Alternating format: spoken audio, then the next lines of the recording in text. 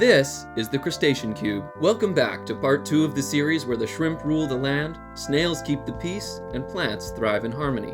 Or at least, they did.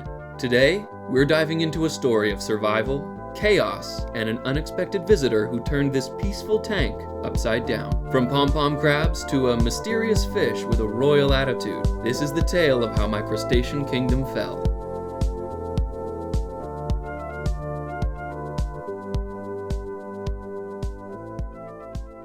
The shrimp and snails were thriving in the tank. The plants were lush, the water parameters stable, and everything seemed perfect. You even helped me name these shrimp from one of the very first shorts I posted on this channel. Shrompo, Juan Eloise Shrimperdam III, Shrimpopolis Mike, and Bob. Bob's a bit of a loner, whether by choice or because the others shunned him, I'm not sure, but he certainly marches to the beat of his own drum. It was time to add more crustaceans to the tank, something I'd been looking forward to for weeks. I went to one of my favorite aquarium shops to pick up the new additions. This place is great. I could, and sometimes do, spend hours just exploring the aisles, looking for inspiration for future projects. This time, I was on a mission. I was here for Pom Pom Crabs.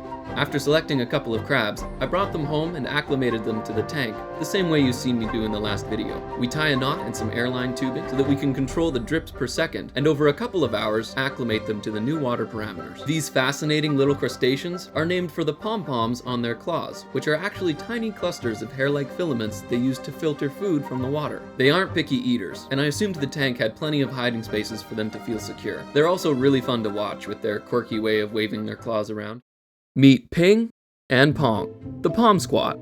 Crustaceans always feel so alien to me. Holding them is like handling tiny creatures from another world. Once acclimated, I gently added them to the tank, and they scrambled off to explore, disappearing into the hiding spots I'd carefully built for them. The next morning, just like with the shrimp in the last video, I thought disaster had struck. I spotted what looked like a dead crab in the tank. My heart sank as I reached in to investigate. But as soon as I pulled it out, I realized it was just a molt. Crustaceans have exoskeletons, and as they grow, they shed their old shell in a process called molting. Sometimes, moving to a new tank can trigger premature molting, which can be dangerous, but thankfully the crab was fine. Later, I spotted the freshly molted crab with a shiny new exoskeleton, looking as good as new. Crisis averted.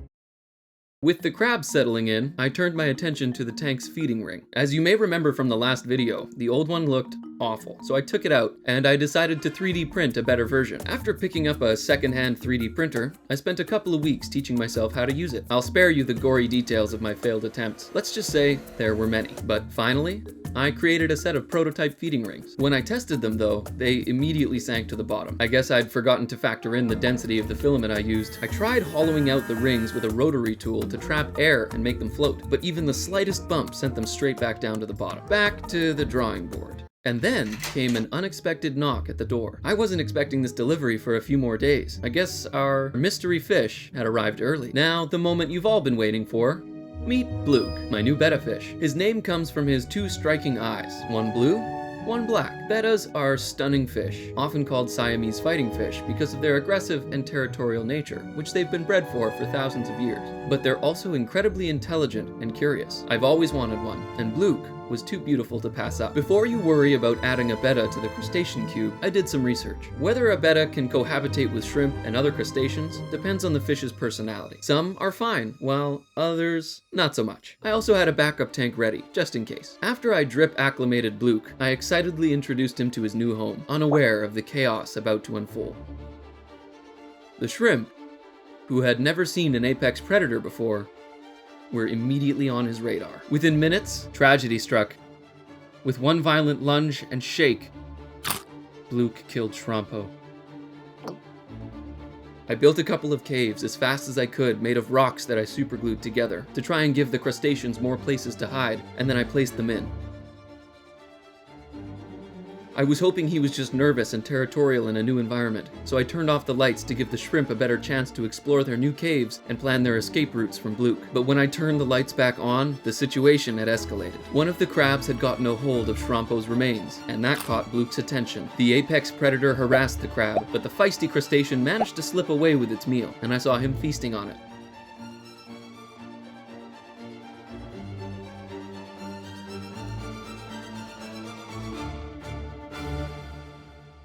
Don't get me wrong, I was pretty sad one of our original shrimp had been killed, but I reminded myself that this was intended to be an ecosystem from the beginning, and there is a food chain. The crab was just playing his part.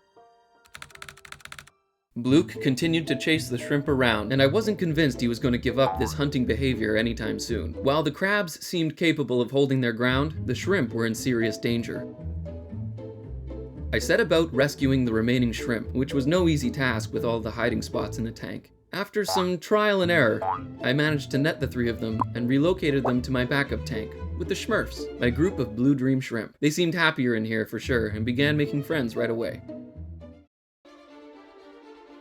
It was clear that Bluek wasn't interested in sharing the Crustacean Cube. In just a few hours, he had claimed dominion over the tank as the tyrant king of Crustacea. I vowed to reclaim the Crustacean Cube for its rightful inhabitants, and Bluek would need a new kingdom.